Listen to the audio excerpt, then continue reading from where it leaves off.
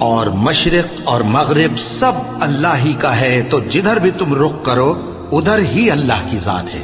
بے شک اللہ صاحب وسعت ہے، باخبر ہے۔ اور یہ لوگ اس بات کے قائل ہیں کہ اللہ اولاد رکھتا ہے۔ نہیں، وہ پاک ہے، بلکہ جو کچھ آسمانوں اور زمین میں ہے سب اسی کا ہے اور سب اس کے فرما بردار ہیں۔ وہی آسمانوں اور زمین کا پیدا کرنے والا ہے، اور جب کوئی کام کرنا چاہتا ہے تو اس کو ارشاد فرما دیتا ہے کہ ہو جا، تو وہ ہو جاتا ہے۔ اور جو لوگ کچھ نہیں جانتے یعنی مشرک، وہ کہتے ہیں کہ اللہ ہم سے کلام کیوں نہیں کرتا، یا ہمارے پاس کوئی نشانی کیوں نہیں آتی۔ اسی طرح جو لوگ ان سے پہلے تھے وہ بھی انہی کسی باتیں کیا کرتے تھے۔ ان لوگوں کے دل آپس میں ملتے جلتے ہیں۔ جو لوگ صاحب یقین ہیں ان کے سمجھانے کے لیے ہم نے نشانیاں بیان کر دی ہیں۔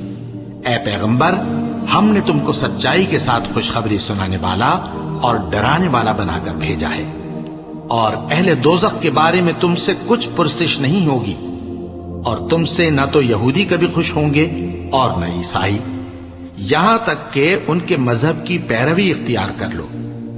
ان سے کہہ دو کہ اللہ کی ہدایت یعنی دین اسلام ہی ہدایت ہے، اور اے پیغمبر، اگر تم اپنے پاس علم یعنی وحی الہی کے آ جانے پر بھی ان کی خواہشوں پر چلو گے تو تم کو اللہ کی پکڑ سے بچانے والا نہ کوئی دوست ہوگا نہ کوئی مددگار۔ جن لوگوں کو ہم نے کتاب عنایت کی ہے وہ اس کو ایسا پڑھتے ہیں جیسا اس کے پڑھنے کا حق ہے، یہی لوگ اس پر ایمان رکھتے ہیں، اور جو اس کو نہیں مانتے وہی خسارہ پانے والے ہیں۔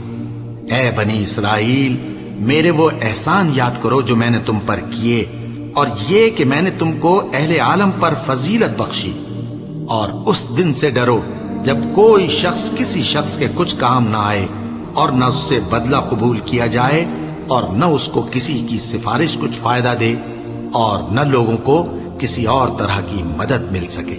اور جب ابراہیم کی اس کے پروردگار نے چند باتوں میں آزمائش کی تو وہ ان میں پورے اترے۔ فرمایا کہ میں تم کو لوگوں کا پیشوا بناؤں گا۔ انہوں نے کہا کہ پروردگار، میری اولاد میں سے بھی پیشوا بنائیو۔ فرمایا کہ میرا قول و قرار ظالموں کے لیے نہیں ہوا کرتا۔ اور جب ہم نے خانہ کعبہ کو لوگوں کے لیے جمع ہونے اور امن پانے کی جگہ مقرر کیا، اور حکم دیا کہ جس مقام پر ابراہیم کھڑے ہوتے تھے اس کو نماز کی جگہ بنا لو، اور ابراہیم اور اسماعیل کو حکم بھیجا کہ طواف کرنے والوں اور اعتکاف کرنے والوں اور رکوع کرنے والوں اور سجدہ کرنے والوں کے لیے میرے گھر کو پاک صاف رکھا کرو۔